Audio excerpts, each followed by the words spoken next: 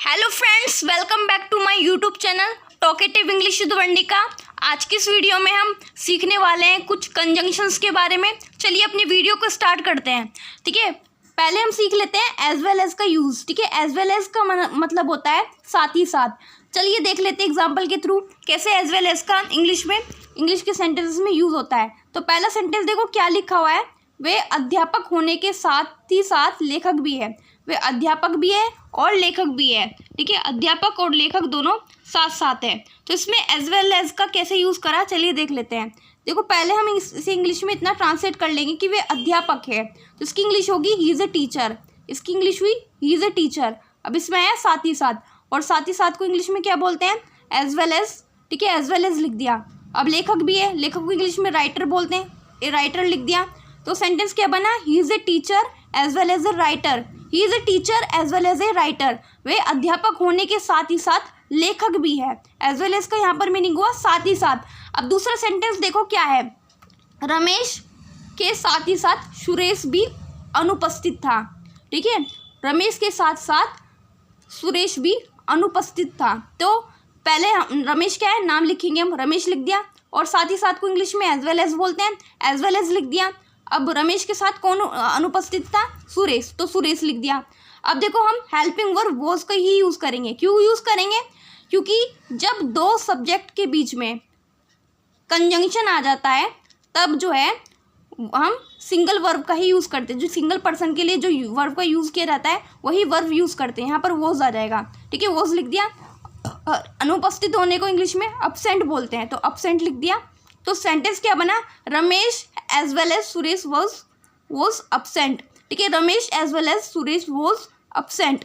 ठीक है, रमेश के साथ ही साथ सुरेश भी अब्सेंट था, यानी कि अब्सेंट मतलब अनुपस्थित था। ठीक है, एज वेल एज का यहाँ पर मीनिंग क्या हुआ, जो है साथ ही साथ। ठीक है, इस तरह से यूज़ करते हैं इंग्लिश में एज वेल एज का यूज़। ठीक है, अब देख लेते हैं एज लॉन्ग एज का यूज़ कैसे किया जाता है इंग्लिश में। देखो एज लॉन्ग एज का मतलब होता है जब तक। ठीक है, जब तक। अब देखो सेंटेंस बनाते हैं कि तुम यहाँ रह सकते हो, तुम यहाँ रह सकते हो जब तक तुम रहना चाहते हो। ठीक है, रहना चाहती हो। ठीक है, तुम यहाँ रह सकते हो जब तक तुम यहाँ रहना चाहते हो। ठीक है, तो सेंटेंस बनेगा यू कैन लिव हेयर। तुम रह सकते हो, यानी परमिशन दे रहा है उसे, यू कैन लिव हेयर। इसकी इंग्लिश हो जाएगी तुम यहाँ रह सकते हो। और जब तक को इंग्लिश में क्या बोलते हैं, as well as long as use करेंगे इसके लिए। तो जब तक की इंग्लिश के लिए यूज़ करेंगे एज लॉन्ग एज। ठीक है, एज लॉन्ग एज कंजंक्शन हमने यूज़ कर लिया। अब इसमें लिखा तुम चाहती हो। ठीक है, यू वांट। ठीक है, यू वांट। तो सेंटेंस क्या बना, you can live here as well as you want.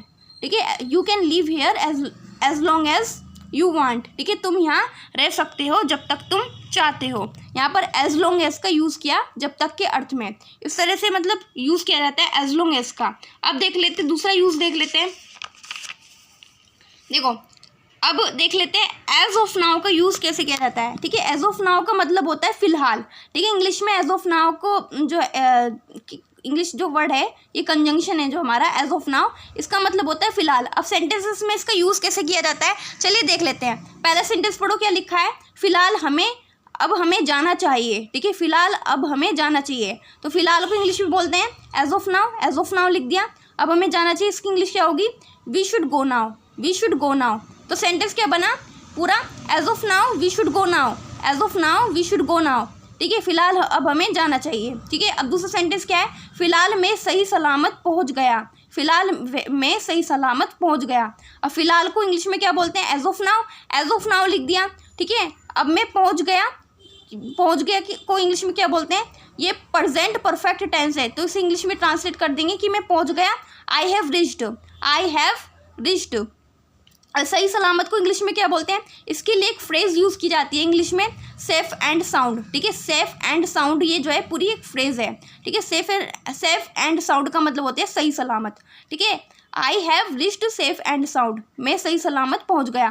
तो इसे पूरा सेंटेंस पढ़ो क्या लिखा है, इसमें क्या बनाया कि पूरा सेंटेंस, as of now I have reached safe and sound. As of now I have reached safe and sound.